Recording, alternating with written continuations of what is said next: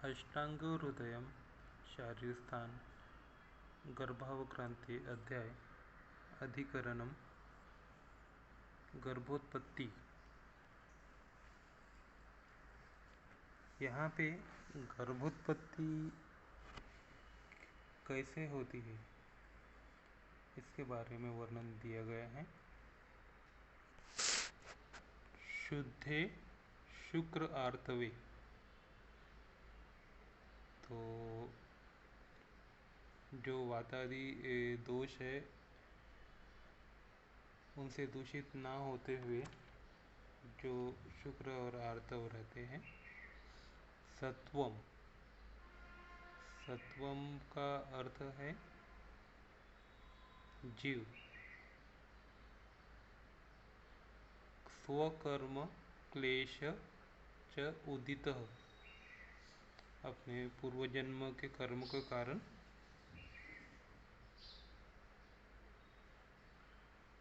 गर्भ संपद्यते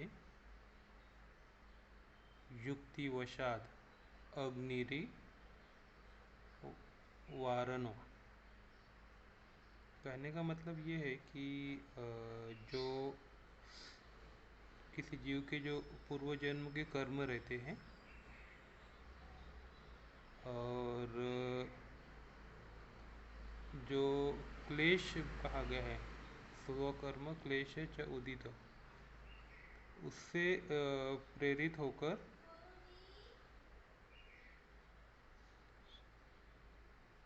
गर्भ की उत्पत्ति होती है।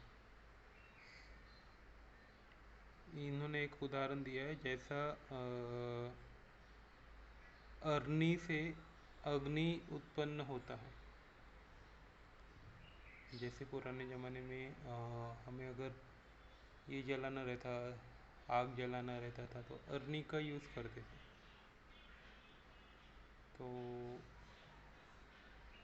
उसी प्रकार ये गर्भ की उत्पत्ति होती है स्त्री के गर्भाशय में। शुक्रम जो बोला गया है वो अंत धातु बोला गया है। शुक्रम अंत्य धातु, जैसे 7 धातु कहे गए हैं, रस, रक्त, मांस, मेद, अस्थि, मज्जा, शुक्र। तो जो अंतिम धातु है शुक्र, ये शुक्र हम स्त्री में ऋतो भवम आर्तवम, स्त्री में इसका कंपैरिजन आर्तव से किया गया है। स्त्रीणाम यद अपत्य मार्गात शुद्धम शतकृष्ण विगतम च वायु प्रेरितम लोहितम प्रवर्ते तद आर्तव। तो अर्थ का इन्होंने वर्णन किया है कि कैसा रहता है। शुद्ध आर्तव रहता है वो ईशत कृष्ण रहता है, विगंध रहता है, उसमें गंध दुर्गंध नहीं आता है। वो वायु से प्रेरित होके लोहितम प्रवर्तते तद आर्तव उच्यते। जो रक्त रहता है वो आर्तव में कन्वर्ट होता है। तो यहाँ हम सीधा सीधा ये लेंगे कि जो ओवम रहता है वो शुक्रम च आर्तवम च शुक्र आर्तवम। तो यहाँ पे जैसे शुक्र आर्तव्य बोला गया है, तो इन दो अलग अलग चीज़ें, शुक्र है एक, दूसरा आर्तवम। पिंडे पित्रो संबंधी गर्भ बीजम, जो इन शुक्र और आर्तव का जब संयोग होता है तो जो पिंड बनता है उसके जो गर्भ बीज रहते हैं वह शुक्र आर्तव रहते हैं। तस्मिन् शुक्र आर्तवे शुद्धे वात आदिभिः अदूषिते अधिष्ठानभूते। तो शुद्ध का अर्थ यही होता है कि जो वात आदि दोष रहते हैं वो अपने अधिष्ठान में रहते हैं, वो प्रकोपित नहीं होते हैं। जैसे चय, प्रकोप, प्रसर, ये अवस्था बोली गई दोषों के प्रकोप की। स्थान संश्रय, व्याप्ति भेद, ये बोला गया है। तो अपने अपने अधिष्ठानों में जब वो दोष रहते हैं तो उसे शुद्ध अवस्था बोली जाती है। सत्व जीव, तो शुद्ध शुक्रार्थवे सत्व, सत्व का अर्थ यहाँ जीव बोला गया, जैसा मैंने कहा था। गर्भ संपद्यते, तो इन सभी टूल्स से गर्भ की उत्पत्ति होती है। किल न असौ गर्भ अथ च गर्भताम मासादयति। तो ये तो मैं अभी एक्सप्लेन नहीं कर पाऊँगा इसका क्या है। तो मुझे जैसा समझ में आ रहा है कि गर्भताम मासादयति, आसादयति ये धातु भी बोल सकते हैं या फिर मासादयति पढ़ेंगे तो ये जो 9 मंथ है उसके बारे में बोलते हैं। कि सदृश सत्व, अब जीव रहता है वो किस प्रकार का होता है। स्वकर्म इत्यादि, आयुर्वेद जो है वो पूर्व कर्म को मानता है, पुनर्जन्म को मानता है।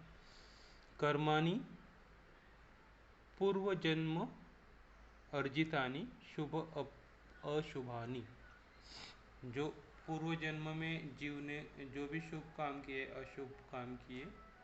स्वानि च तानि कर्माणि च स्वकर्माणि, तो वो उसके हो गए कर्म। क्लेशयन्ति लोकान दुखयन्ति क्लेशः, तो इंसान को दुख जो होता है वो क्लेश से होता है।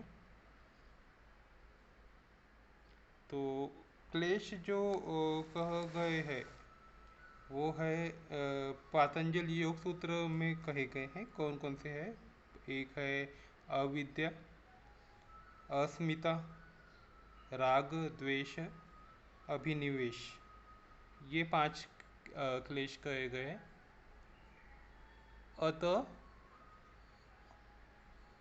अतथा वस्तुनि तथेति,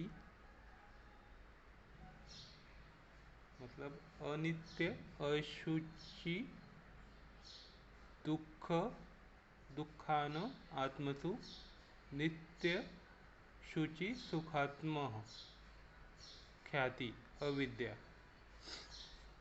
तो अविद्या के बारे में ये बताया गया है। अतथा वस्तुनि तथेति, ख्याति, अविद्या। अनित्य, आशु, अनित्य जो रहता है, जो अशुचि रहता है। दुखान आत्मसु, तो उसके कारण दुख का भाव उत्पन्न होता है।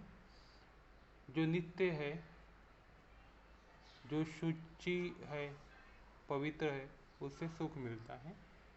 ये विद्या के बारे में बताया गया। ये जो हमारे भारत के दर्शन है उनसे लिया गया है ये कंसेप्ट।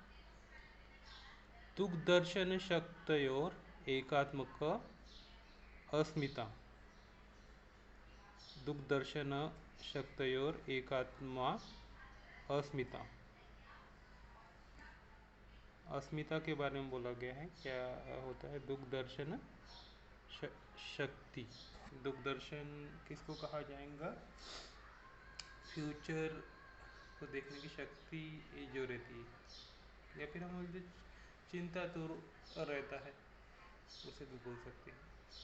ये अगर हम थोड़ा सा पतंजल सूत्र पढ़ेंगे तो ये कंसेप्ट धीरे धीरे क्लियर होंगे।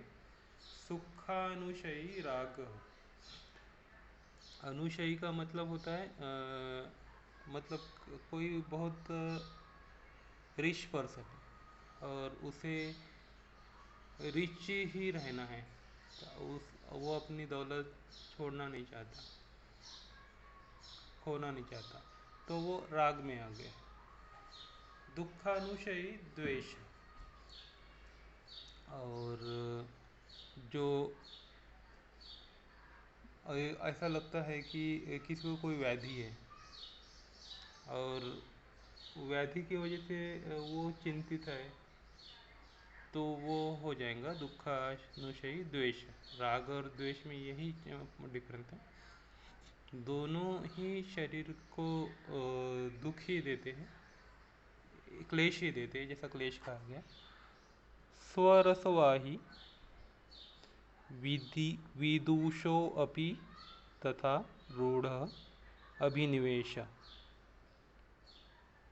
अभिनिवेश का इन्होंने बताया गया है। स्वरसवाही विधि विदुषो अपि तथा रूढ़ अभिनिवेश।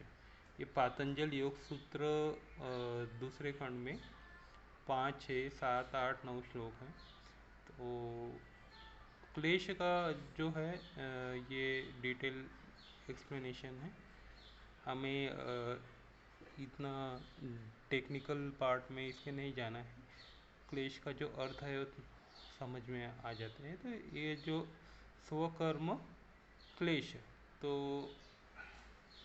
वही जो रहता है कि क्लेश जो उत्पन्न रहता है वो एक गुण आ जाता है।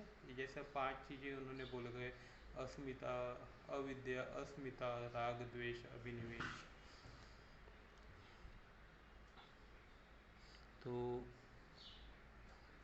तैश्च उदितः प्रेरितो गर्भ संपद्यते।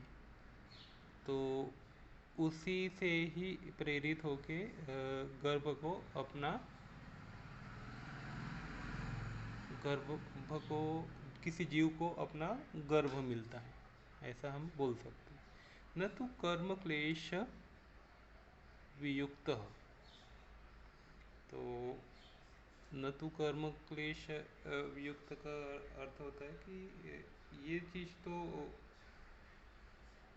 आनी ही है। तो ये दर्शन का पार्ट है। तो अभी अतएव वीतरागानां जन्म स्वभावः कर्म क्लेश रहितत्वात् तथा च उक्तम चित्तम एव हि संसारी रागादि क्लेश दूषितम तदेव तैर्विर्निमुक्त्वम मुक्तम इत्यभिधीयते इति। अथ किम शुद्ध शुक्र आर्तवे एवं स्वकर्म क्लेश च उदित एव गर्भ संपद्यते अथवा अन्यदपि किंचित अपेक्षते। तो ये सबको कड़िया जोड़ने के लिए यहाँ पे शब्द आया है इत्याह युक्ति वशाद इति। अब उन्होंने एक तर्क दिया है, योजन युक्ति उपादेयस्य अर्थस्य इति कर्तव्यता साधनो उपायार्थम युक्तेर्वशः सामर्थ्य प्रभावो युक्तिवशः ततः शुद्धे शुद्ध शुक्रार्थवे स्वकर्म क्लेश च उदित एव स सत्वो गर्भ संपद्यते न अन्यथा। कथम इत्याह युक्तिवशाद अग्निरिवारणम।